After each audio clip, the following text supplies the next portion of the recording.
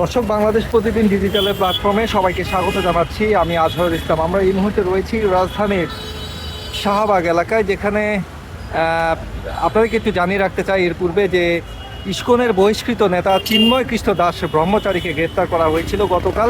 এবং আমরা যতটুকু জানি যে গতকাল চট্টগ্রাম যাওয়ার পথে তাকে গোয়েন্দা পুলিশ হযরত শাহজালাল আন্তর্জাতিক বিমানবন্দর থেকে গ্রেপ্তার করে।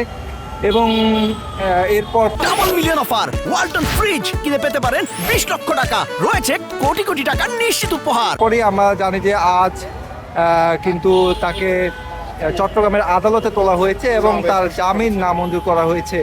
এর প্রতিবাদে কিন্তু আজ বেলা 3টার পরে এখানে সনাতন ধর্মাবলম্বীদের একটি সমাবেশ হওয়ার কথা রয়েছে।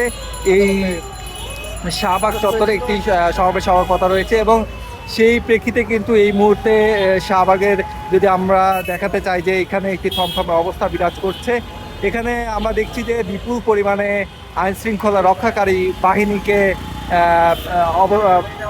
উপস্থিতি আমরা এখানে দেখছি। এবং আমরা দেখতে পাচ্ছি যে অতিরিক্ত ব্যারিকেড এখানে আনা হয়েছে। পুলিশের পাশাপাশি আর্মড পুলিশ ব্যাটালিয়ন এবং বিজিবি মোতায়েন করা হয়েছে। আমরা যদি আপনাদেরকে শাহবাগের বর্তমান পরিস্থিতি একটু দেখানোর চেষ্টা করি যে সব ধরনের অপ্রীতিকর ঘটনা এড়াতে কিন্তু এখানে আইন শৃঙ্খলা রক্ষাকারী বাহিনী সরব রয়েছে। দর্শক, আমরা দেখছি যে পুলিশের পাশাপাশি কিন্তু এখানে বিজিবি মোতায়েন করা হয়েছে যে কোনো ধরনের অপ্রীতিকর ঘটনা এড়াতে।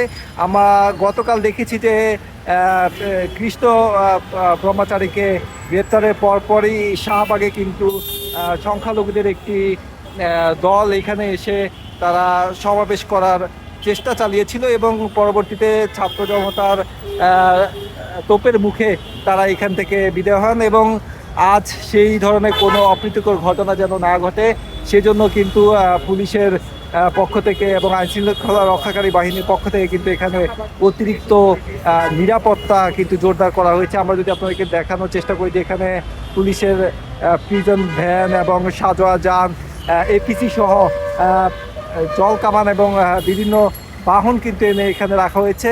এছাড়াও আমরা দেখছি যে যদি সামনে পরিস্থিতি একটু দেখানোর চেষ্টা করি যে শাহবাগ জাদুঘরের সামনেও কিন্তু বিপুল সংখ্যক আইন শৃঙ্খলা রক্ষাকারী বাহিনীকে নিয়োজিত রাখা হয়েছে।